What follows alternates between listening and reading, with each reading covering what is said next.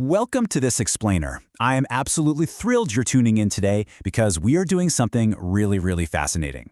We're decoding the secret meanings hidden right in plain sight within one of history's absolute greatest epics, the Ramayana. You know, on the surface, it's this legendary sprawling tale of a king, a kidnapping, and a massive cosmic war. But underneath all that, it is actually a profound, incredibly detailed map of the human psyche. Okay, let's dive into this, because I want to challenge the assumption that we're just getting a standard history or mythology lesson today. The sources we're exploring suggest something mind-blowing. The Ramayana is actually a meticulously designed secret code for human consciousness. The characters, the major events, literally even the names, none of it is random. They are carefully encrypted blueprints for our own spiritual and psychological evolution. To really understand this code, we have to start at the very beginning. Layer 1. Destiny in a name and a cosmic desert. So picture this. King Dasharatha is desperately seeking an heir, right? He performs this intense sacrifice, and from the sacrificial fire, a divine being actually emerges and hands him a golden vessel. Inside is a celestial sweet rice dessert. Now notice how the exact sequence of how he hands this out completely determined the resulting brother's traits. He gives half to his first queen, Kaushalya. She consumes it immediately, which signified her son would be the supreme leader. Then he gives a quarter to Kaikeyi, who eats it eagerly, meaning her son would be a fiercely devoted follower. But Sumitra, she actually waited. Because she possessed this profound quality of non-enviousness, she ended up receiving 2 portions, the remaining quarter plus a portion held back. And that exact sequence determined that Sumitra would have twins, boys whose entire life purpose would be selfless service to their brothers. Now, what's really interesting about this slide is how their destinies were encrypted right into their very names. If you look at the literal meanings, because Vedic names are always given based on deep inner qualities, Rama translates to the one who gives immense pleasure and joy. It's the mark of a perfect leader. Meanwhile, Bharata translates to the one bearing a massive load or heavy burden on his head. I mean, that perfectly foreshadows how he'd literally have to selflessly carry the burden of the entire kingdom while Rama was in exile. Their life paths were locked in from day one. But honestly, those names, they're merely scratching the surface. Let's peel back the next layer. Layer 2, the 4 goals of life. See, the brothers aren't just characters in a story, they actually represent the core philosophical blueprints of human existence. To fully grasp this, we need to understand a Sanskrit term, the Purusharthas. In ancient Vedic philosophy, these are the 4 primal goals of human existence. You've got Dharma, which is righteousness and duty, Artha, which is wealth and prosperity, Kama, which represents human desire, and finally, Moksha, the ultimate goal of spiritual liberation.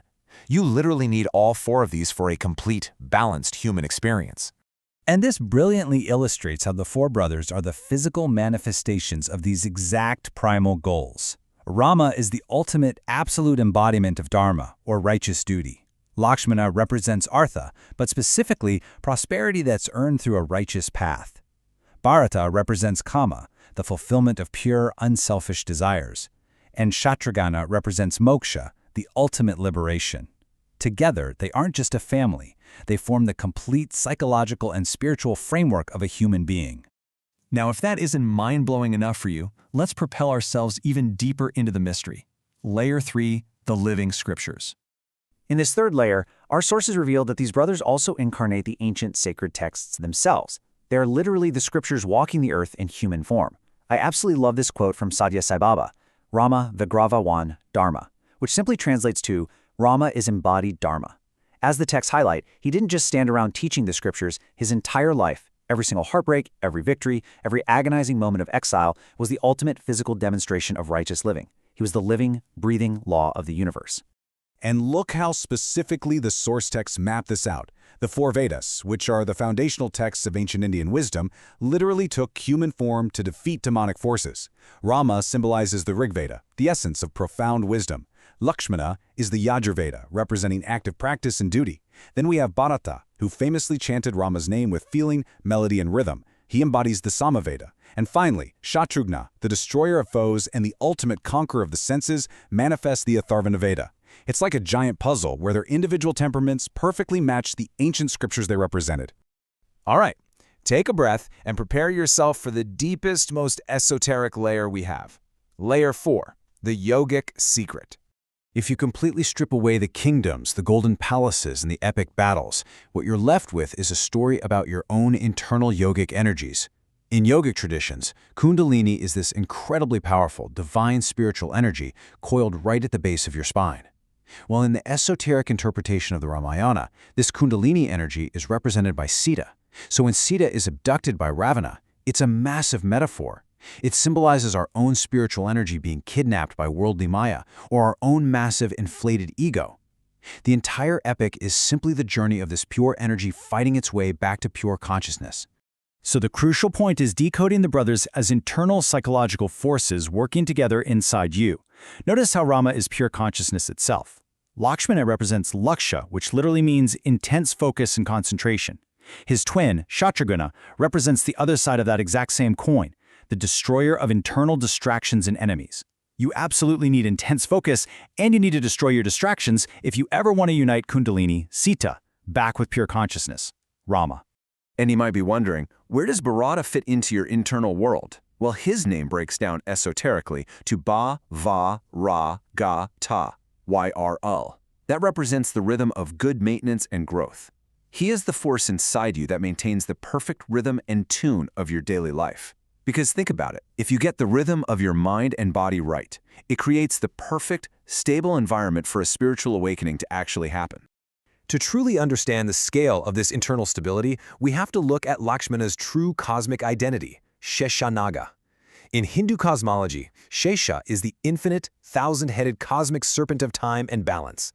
He literally forms the bed of the cosmic ocean, providing the absolute stillness and stability that sustains all of creation. So Lakshmana isn't just a loyal brother, he is the infinite sustainer of focus and reality itself. And this cosmic force of balance, it doesn't just show up once and disappear. Look at his enduring presence across the massive epochs of cosmic time, known as yugas. In the Treta Yuga, he is Lakshmana, the devoted brother. Fast forward to the Dwapara Yuga, and he incarnates as Balarama, the grounding energy and brother to Krishna. And in the Kali Yuga, he appears as Patanjali, the great sage who literally codified the Yoga Sutras. He is a continuous stabilizing force of spiritual discipline across all of time. So let's bring all these incredible esoteric layers together. Here is the takeaway: your internal epic.